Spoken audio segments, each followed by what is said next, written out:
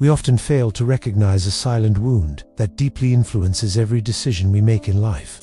A wound so ingrained in our psyche that it shapes how we love, trust, and see ourselves. This wound, known as the mother wound, is not a simple issue.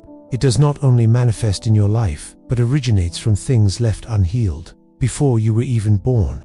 The lack of emotional support and nurturing from the mother causes this wound to exist, even if the mother never intended to harm you. The so-called mother wound is not about blaming your mother, but an opportunity to break a generational cycle of trauma. In this journey of exploration, Carl Jung believed that the path to healing this wound is the path to wholeness and individuation. By confronting the deep, hidden aspects of the soul, what you may discover is a truth so profound that it can change how you view your past, your pain, and your purpose in life. Alongside Jung, we will uncover the most powerful keys to healing the mother wound, keys that lead to freedom and deep healing. The mother wound refers to the emotional, psychological, or spiritual injury that is passed down through generations.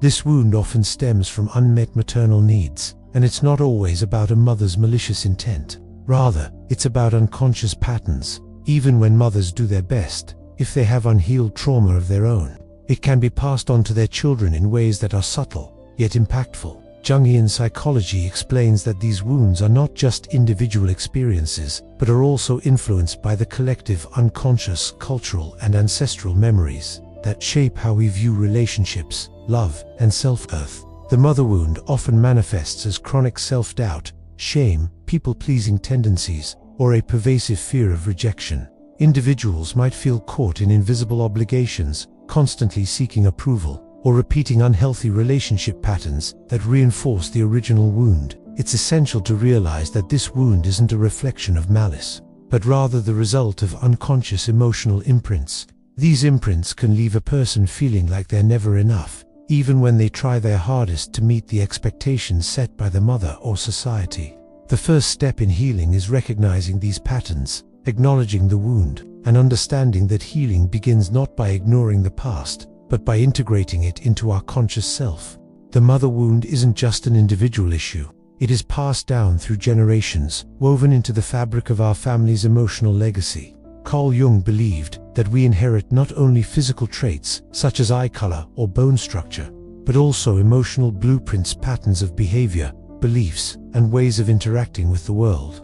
These patterns are embedded deeply within our psyche, often unconsciously, and influence how we relate to others and ourselves. These unconscious patterns manifest in various ways. They could be seen in the behaviors, attitudes, and beliefs we internalize from our mothers, or the emotional legacies they inherited.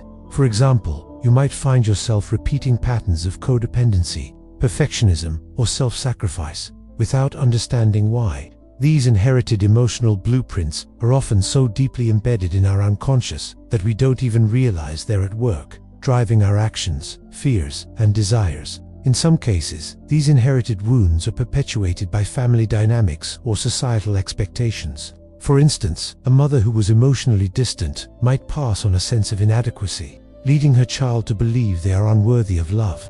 A mother who is overly controlling may pass on the belief that love must be earned through compliance or achievement. Understanding these unconscious patterns is crucial in breaking the cycle of inherited trauma and starting the process of healing. Carl Jung's approach to healing the mother wound is rooted in the concept of bringing the unconscious into consciousness. He believed that true healing does not come through avoidance or suppression, but through the active process of integrating the shadow, the parts of ourselves that we have repressed or ignored. Jung's work emphasized that healing and growth happen when we confront the darkness within. As he famously wrote, one does not become enlightened by imagining figures of light, but by making the darkness conscious. The mother wound is an essential part of this darkness. Until we face it, it continues to shape our lives from the shadows. Jung's concept of individuation, the process of becoming our true selves, is intertwined with this journey of healing. Healing the mother wound often involves integrating the feminine aspects of ourselves that we may have denied or rejected, and reclaiming the inner nurturing, emotional, and intuitive parts that may have been stifled. Jung taught that healing is not about fixing the wound or pretending it doesn't exist. It's about accepting the wound as part of our story, acknowledging the pain, and embracing the complexity of the experience. Only through this acceptance can we free ourselves from the unconscious patterns that have held us back and begin the journey of becoming whole. In Jungian psychology, the mother archetype is a powerful, universal symbol that embodies both nurturing and destructive qualities. This archetype represents not just our biological mothers, but the larger psychological and cultural force that the mother represents within the psyche. The mother archetype can be experienced in a variety of ways, some positive and others deeply negative. The nurturing, protective mother is often seen as wise, caring, and grounding. She provides unconditional love, emotional stability, and guidance, allowing us to feel safe and supported as we navigate the world. On the other hand, the archetype can also become distorted. The mother can be controlling, engulfing, or absent, leading to a lack of emotional support or a stifling environment where individuality is suppressed. When the mother archetype becomes unhealthy or unbalanced within the psyche, it can cause significant emotional damage. It can prevent us from nurturing ourselves and developing a sense of self-worth, independent of external validation. This distortion is often the root cause of the mother wound, and until we recognize and heal these distortions, we are unable to fully access the healing and growth that the mother archetype offers. Healing the mother wound requires a deep understanding of how the mother archetype has manifested in our lives, both as a source of strength and, at times, as a source of harm. The first step to healing the mother wound is awareness. To begin, we must develop the ability to observe ourselves and our emotions without judgment. This is the practice of developing the observing ego, a concept Jung introduced to describe the part of ourselves that can witness thoughts and feelings without becoming overwhelmed by them. It is through this detached observation that we begin to understand the underlying patterns of behavior and emotion that have been shaped by the mother wound. Awareness allows us to identify emotional triggers, especially in our relationships. We must pay close attention to moments when we feel abandoned, unseen, or overly responsible for others' feelings. These emotional reactions act as mirrors, reflecting the internalized mother complex. For example, when we feel unworthy or undeserving of love, it may be because we are still carrying the messages from our mother about our value. Recognizing these triggers and the emotional charge they carry is the first step toward dismantling the patterns that have been unconsciously passed down. Rather than blaming or criticizing ourselves for these reactions, Jung advised that we approach them with compassion. It is essential to view ourselves with the same kindness we might offer to someone else going through a similar experience. Through this compassionate observation, we can begin the process of integration. We stop merely reacting to these old wounds and start consciously responding, making the decision to heal and transform. Once we begin to cultivate awareness, the next step is integrating the observing ego, a concept Carl Jung emphasized as crucial for personal growth and healing. The observing ego is the part of the self that can witness thoughts, feelings, and behaviors without becoming entangled in them. It's a detached, yet compassionate observer, enabling us to see ourselves clearly without being overwhelmed by emotions or reactions. This ability to observe our emotional responses, especially those tied to the mother wound, creates space between our feelings and our actions. When we observe ourselves with an open mind, we gain insight into the unconscious patterns driving our behavior. For instance, when we find ourselves seeking approval or validation in relationships, we can step back and ask, "Why am I reacting this way? What belief or fear is this reaction tied to?" By observing these patterns, we begin to understand that these reactions are not necessarily reflective of who we truly are. They are often the echoes of past emotional injuries. Jung believed that only by cultivating the observing ego can we truly begin to integrate the parts of ourselves that we have repressed or ignored. It's through this process that we can start healing the mother wound. Rather than repeating old patterns automatically, we consciously choose new responses. This is a transformative process, allowing us to break free from unconscious cycles and reclaim our autonomy. In the journey of healing the mother wound, it's essential to reflect on the messages we received from our mothers about love, worthiness, and identity. These messages may not always be spoken aloud. Often, they are conveyed through actions, silence, or unmet needs. Even when our mothers did their best, these messages can shape our understanding of ourselves and how we relate to others. Carl Jung emphasized that the unconscious mind absorbs these emotional messages, often without our conscious awareness. For example, if we were frequently told or shown that love is conditional upon performance or perfection, We may grow up feeling unworthy of love unless we meet certain standards. Similarly, if our mothers were emotionally distant or unavailable, we may internalize the belief that we are unlovable or that our needs are not important. These messages, whether direct or indirect, often lead to patterns of behavior that reinforce the original wound. We may feel that we must earn love or that our worth is tied to how others perceive us.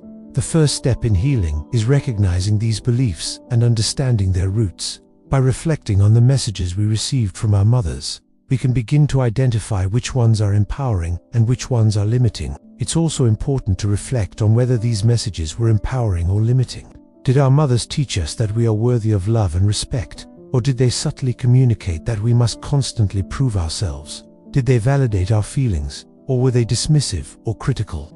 Recognizing these patterns and their impact on our current beliefs and behaviors is crucial for healing. The inner feminine, or anima, is the archetypal feminine energy within all of us, regardless of gender. It represents intuition, nurturing, creativity, and emotional depth. For those who have experienced the mother wound, this inner feminine may have been distorted, either by a mother who was emotionally unavailable or overly controlling, or by societal pressures to suppress vulnerability and emotional expression. Individuation involves recognizing and embracing this inner feminine, allowing us to integrate the parts of ourselves that have been disowned or ignored. By healing the mother wound, we reclaim our ability to nurture ourselves, feel deeply without shame, and express our emotions authentically. This process is essential for achieving wholeness, as it allows us to balance the masculine and feminine energies within us, bringing harmony and inner peace. Jung believed that the ultimate goal of individuation is to become our true selves, unencumbered by the limiting beliefs and emotional wounds passed down by our ancestors. Healing the mother wound is a crucial part of this process, as it frees us from the emotional chains of the past and allows us to step into our authentic power and potential. One of the most significant obstacles in healing the mother wound is the guilt that often arises when we confront our relationship with our mothers. This guilt is deeply rooted in the loyalty of the inner child, who believes that love must come at the cost of truth. For many, the idea of questioning or challenging their mother's influence feels like a betrayal, but Jung emphasized that this guilt is not truly ours. It is an inherited feeling that has been passed down through generations. The inner child, in its search for love and validation, often unconsciously makes promises to remain loyal to the mother, even if that loyalty comes at the cost of personal growth and authenticity. These unconscious promises might manifest as self-sacrifice, people-pleasing, or neglecting one's own needs to meet the needs of the mother or the family. The belief that we must stay loyal to the maternal figure, often at the expense of our own well-being, keeps us stuck in unhealthy patterns. In order to heal, we must recognize that this guilt is not a reflection of our true desires or values.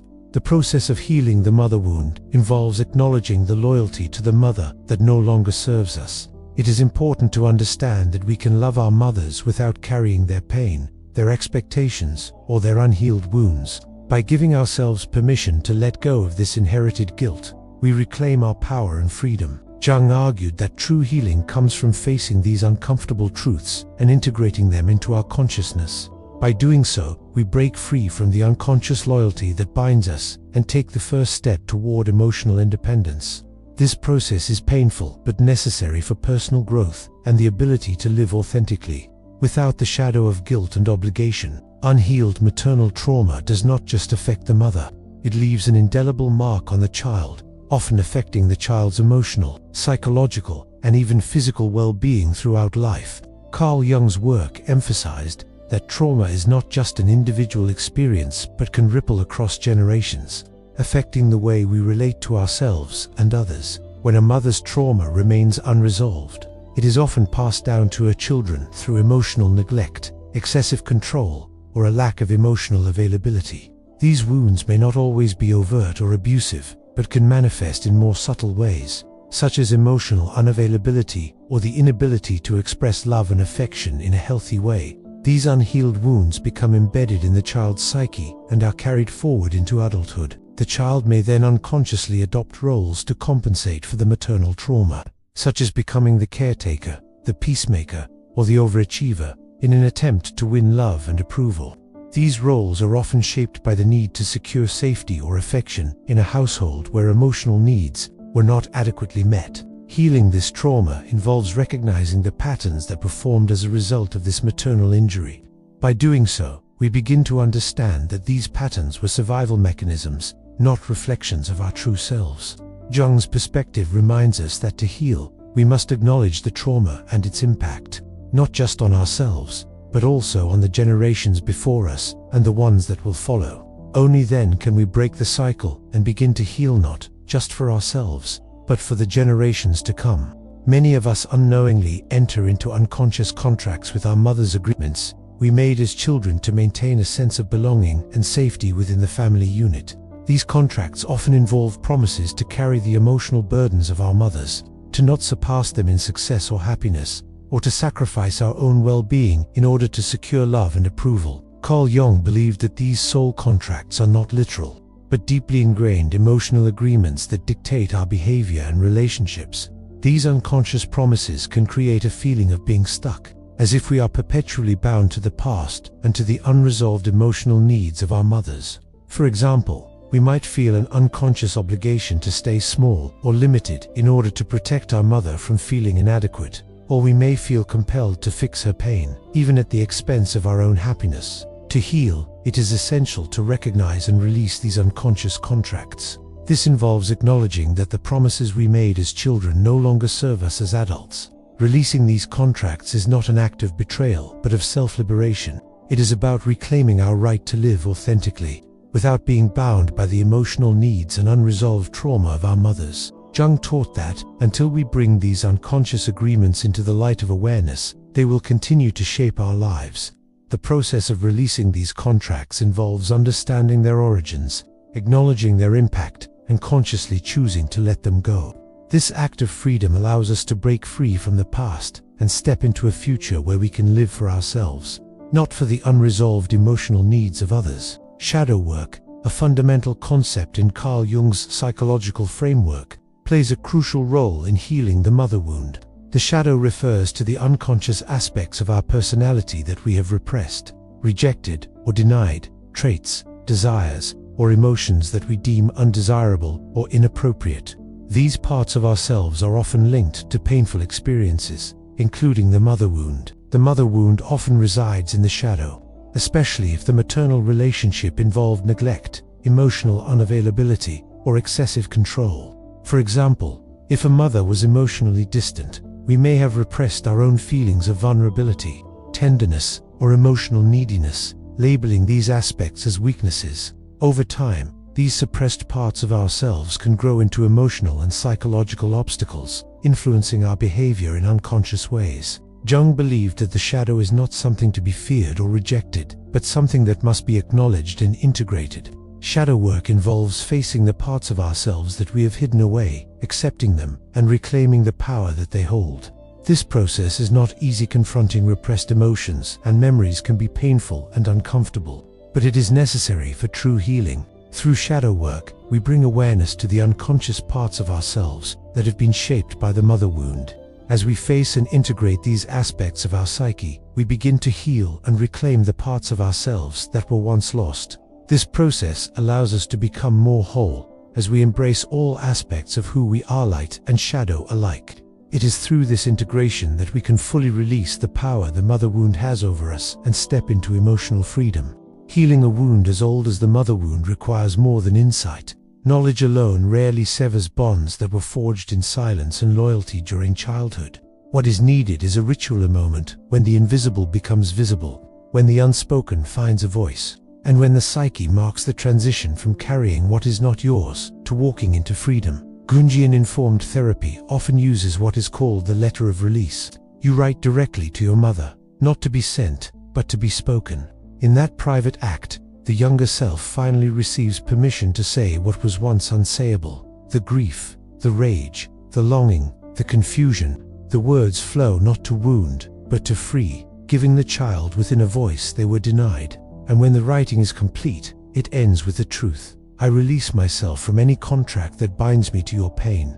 I honor your journey, but I now claim my own. But this act of writing is not just therapy, it is ritual. Humanity has always turned to ritual in moments of severance and rebirth. In ancient cultures, the passage from childhood to adulthood was marked by fire, by water, by exile, or by symbolic death. Among the Greeks, young initiates burned offerings to Artemis before stepping into adulthood. In certain African societies, children were taken into the wilderness for rites that symbolically cut them away from their mothers, preparing them to stand as their own beings. In medieval Europe, the act of leaving home to join a monastery or an apprenticeship was both practical and spiritual, a declaration that one's life would no longer revolve around the parental household, but around a larger calling. These rituals, like the letter of release, were thresholds. They gave the psyche a way to say, "I was once bound, but now I step into my own path." Think of how the simple act of burning a letter transforms emotion into smoke and ash. Fire has long been humanity's witness, the element that both destroys and purifies. To burn such a letter is to let the flames consume what your body no longer wishes to carry. Or imagine burying the words beneath the earth, returning them to the soil from which life renews itself, marking a symbolic burial of old loyalties. Even tearing the paper into pieces and letting them scatter in the wind mimics what shamans and mystics have done for centuries, handing grief to the elements, so that nature itself participates in your healing. This is not betrayal, it is rebirth. It is the difference between carrying your mother's unfinished life and honoring it while walking your own. True release does not mean you stop loving, it means you stop living imprisoned by a love that demanded silence. In fact, rituals of release often deepen love, for they make it conscious. They allow you to say, "I see you, I honor where you came from, but I will not bind my destiny to your wound." What happens when you enact such a ritual? Often the body responds before the mind. Tears flow, the chest loosens, a strange lightness appears. It may feel like mourning, because in truth, you are mourning. You are burying the image of yourself as a child, eternally indebted, forever responsible, always tethered. And like all funerals, this mourning carries a hidden promise. Where something dies, something else is born. In this case, what is born is autonomy. History tells us that every civilization has devised ceremonies of letting go. The Japanese once practiced Mizuko-kyo rituals to honor and release unborn children, helping parents grieve what could not be. In South America, indigenous tribes would sometimes send their young on solitary vision quests, where survival in the wild demanded a new identity, apart from the family. Even in modern times, we preserve fragments of this ancient instinct. Graduation ceremonies, weddings, even moving into a first home are all secular rituals of release, breaking ties with one stage of life in order to embrace another. The mother wound then requires its own ceremony. Without it, healing risks remaining only intellectual, never embodied. You may understand your pain, but still feel chained by it. Ritual, however, etches new pathways into the psyche. It teaches your nervous system, your body, your spirit, that the time of carrying what was never yours is over. So when you sit to write that letter, you are doing more than journaling. You are standing at the edge of an ancient fire, an unbroken lineage of humans who have always known that to step into freedom, one must perform a sacred act of release. Whether you burn the page, bury it, or keep it sealed in a hidden drawer, what matters is not the method, but the meaning. It is the moment you declare, "This story does not end with me repeating the past. This story transforms, and I am the one who transforms it." If the wound is left unhealed, it does not just fracture our relationships, it fractures our inner balance. Many who grow up in the shadow of the mother wound develop a deep mistrust of their own intuition, vulnerability, and softness. To survive, they become hyper-independent, perfectionistic, or compulsive caretakers of others. On the surface, these traits look like strength, but in truth, they are defenses, barriers against the feminine qualities that were never fully nurtured.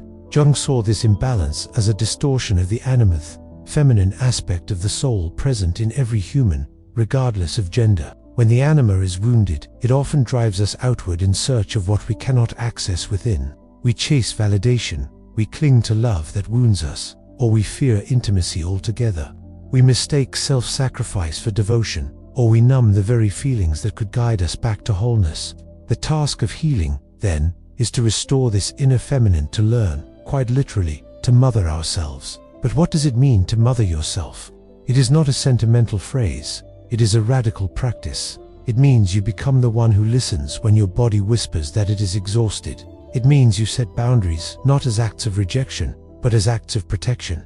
It means you validate your own emotions, even when others dismiss them, and you choose relationships that nourish instead of reopen old wounds. To mother yourself is to stand at the intersection of compassion and strength, offering to your own soul what you once longed to receive. Cultures across history have understood this truth, though in different symbols. The Egyptians honored Isis, the goddess who could resurrect what was broken and heal through love. The Greeks revered Demeter, whose grief and power taught the world the cycles of loss and renewal. In Hindu traditions, the goddess Durga embodies the fierce feminine, the capacity to protect, defend, and destroy illusions. Each of these myths reflects what Jung believed, that the feminine within us is not weakness, but the source of intuition, creativity, and resilience. And yet, in societies where the feminine has been suppressed, shamed, or dismissed as lesser, the wound deepens. Men learn to distrust tenderness, women learn to distrust their own power, and humanity as a whole suffers. Healing the inner feminine is therefore more than personal, it is cultural, even civilizational. To reclaim it is to remember that wisdom comes not only from reason, but also from intuition. That strength is found not only in control, but also in surrender. That love is not weakness, but the most transformative force we possess. When you begin to embody this inner feminine, something shifts. The frantic need to prove yourself quiets. The harsh critic in your mind softens. You discover that you can rest without apology, create without shame, and feel deeply without drowning. You stop confusing vulnerability with fragility, and instead recognize it as the gateway to true connection. This is why Jung insisted that individuation, the process of becoming whole, requires balance between masculine and feminine, light and shadow. To heal the mother wound is not simply to release the past, it is to invite the anima home. It is to say, I will not reject the softness within me. I will not exile my own intuition. I will not abandon my inner child again. Picture it like a garden long neglected. The soil is dry, the flowers wilted. To mother yourself is to return with water, patience, and care, not to restore what was lost in the past, but to grow something new in the present. Over time, what blooms is not only healing, but freedom. The freedom to live guided by wisdom that no longer comes from survival, but from the deeper rhythm of your soul. Healing cannot remain an idea. Jung reminded us that transformation is never purely intellectual, it is experiential. You cannot simply think your way out of generational pain. You must live your way into freedom. This is what it means to embody your healing, to allow every insight, every moment of awareness, to sink into your bones until it begins shaping the way you move through life. At first, this embodiment can feel unfamiliar, even uncomfortable. The nervous system is designed for survival, not joy. If your early environment was filled with chaos, criticism, or emotional absence, then peace may feel threatening, rest may feel guilty, and love may feel undeserved. But this discomfort is not a sign of failure. It is a sign you are entering new territory, teaching your body what it has never known: safety, worth, and possibility. One of the first arenas where embodiment shows itself is in relationships. Those who carry deep mother wounds often find themselves reenacting the same dynamics over and over, choosing emotionally unavailable partners, over-functioning in friendships, or shrinking in the presence of authority. Jung and Freud both spoke of this as repetition compulsion, the psyche's attempt to resolve old pain by recreating it. But the tragedy is that we often seek healing from those least capable of giving it. To embody healing is to recognize the pattern and to choose differently. It means saying no without apology, yes without guilt, and walking away when love demands self-abandonment. Embodiment also shows up in creativity. Jung believed the soul speaks most clearly through symbols, art, and dreams. When you paint, dance, write, or even daydream, you bypass the rational mind and commune directly with the unconscious. This is why so many artists speak of their work as healing. It is not about creating something for applause, but about giving form to what the psyche has long carried in silence. Imagine the suppressed child within you finally being given paints, clay, or words, and being told, say what you could not say then. Each brushstroke, each sentence, becomes an act of liberation. Daily life, too, becomes a canvas for embodiment. To rest without apology when exhaustion whispers. To protect your energy when someone tries to cross a sacred boundary. To choose food, company, or silence that nourishes rather than depletes.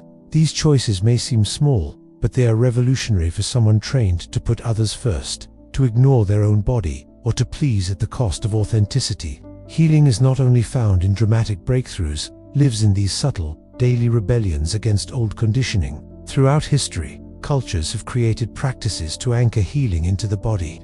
The Stoics of Rome wrote meditations at dawn to set their minds. Indigenous peoples of North America danced around fires to integrate vision quests. Even today, yoga, prayer, and meditation serve as embodied reminders that transformation is not something you merely know, it is something you practice, breath by breath. So what does embodiment feel like? It feels like no longer asking, "What do they expect of me?" and instead asking, "What is true for me?" It feels like noticing when your inner critic starts to echo your mother's voice and choosing not to obey it. It feels like allowing yourself to laugh freely, to cry openly, to speak honestly, without the shadow of guilt. In these moments, your healing is no longer theory. It is life, lived differently. Embodiment is the quiet revolution of the self. It is not glamorous, and it is not linear. Some days you will stumble, some days you will forget, but each time you choose truth over fear, presence over performance, you carve new pathways into your being, and over time, what once felt foreign becomes familiar. What once felt impossible becomes natural. You discover that you are no longer living as a reaction to the past but as the author of your present. As the journey deepens, embodiment leads us to a truth Jung considered essential. Wholeness comes only when opposites are united. The conscious and the unconscious, the shadow and the light, the masculine and the feminine. Healing the mother wound is not simply about cutting ties with old pain, it is about reclaiming the lost feminine within and bringing her into balance with the masculine forces of action, reason, and structure. This union is not abstract. It is the daily merging of intuition with logic, softness with strength, receptivity with protection. History has always encoded this truth in its myths. The Taoist symbol of yin and yang reflects a dance of opposites, darkness and light, feminine and masculine, each containing the seed of the other. In ancient Egypt, Isis and Osiris embodied the sacred interplay of nurturer and protector. In medieval Christian mysticism, Christ was described as both bridegroom and mother, carrying within him both the masculine will and the feminine compassion. Each culture, in its own way, pointed to the same reality. No human being is whole until they allow both halves of the soul to exist without exile. But to restore this union, another step is required: forgiveness. Not the shallow forgiveness that says, "Let it go," as if pain were a trivial inconvenience. True forgiveness is not denial, nor does it excuse harm. As Jung might frame it, forgiveness is integration. It is the moment we stop carrying another person's pain as if it were our own. It is when we can say, with clear eyes, "I see how you were wounded, I see how that wound spilled into me, and I choose not to continue the chain." This kind of forgiveness is not for the other, it is for the self. It unties the knots of resentment, guilt, and bitterness that drain life energy. It is the bridge between grief and grace. When we forgive, we are not declaring that the harm was acceptable. We are declaring that our soul is too sacred to remain defined by it.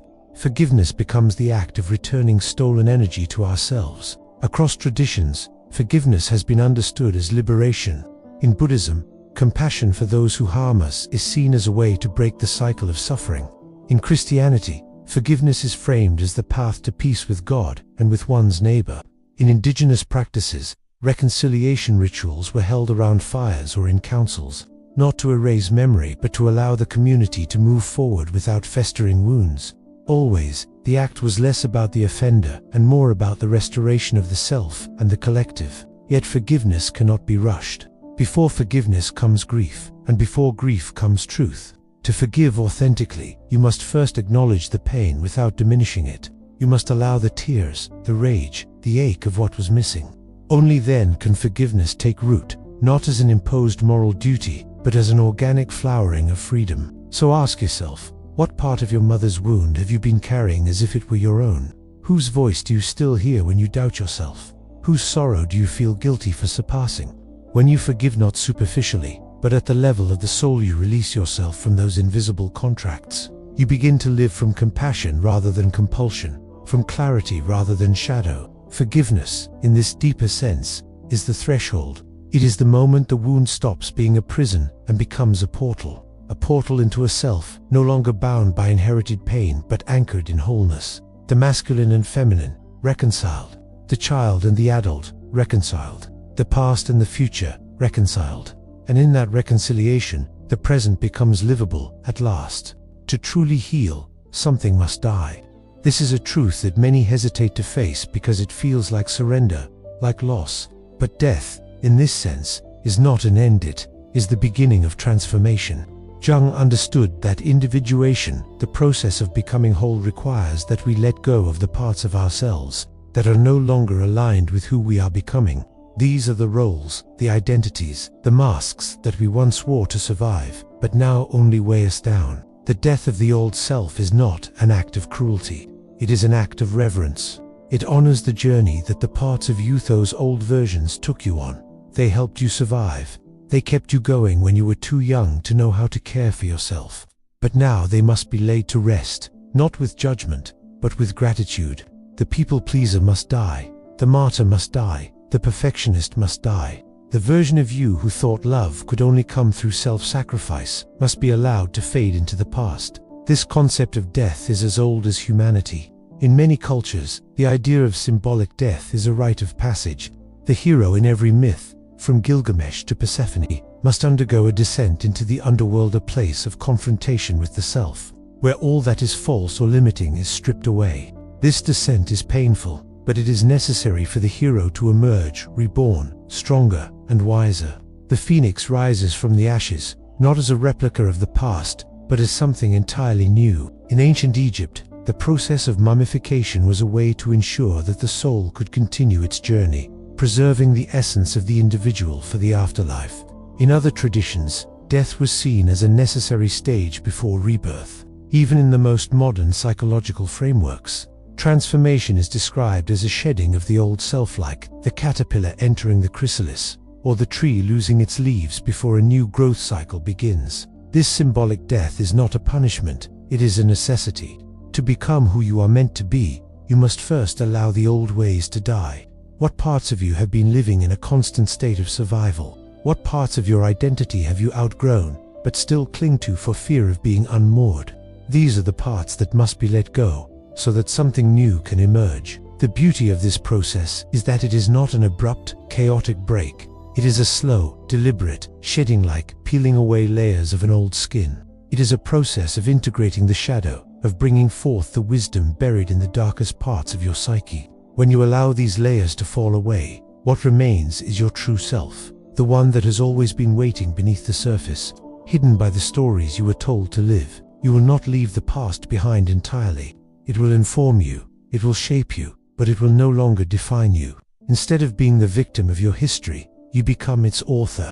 No longer are you bound by the roles you were forced into. You become free to rewrite the narrative in a way that serves your soul's purpose. The tragedy of your past is no longer a prison. It is a wellspring from which you draw your power. This is the final stage of individuation, rebirth. It is not just a psychological concept, but a spiritual one. When you emerge from the ashes of your old identity, you step into your own light. This is the moment when you stop asking, "What do they want from me?" and start asking, "What is true for me?" It is the moment when you cease performing for approval and begin living from purpose. In this rebirth, you stop repeating your mother's pain.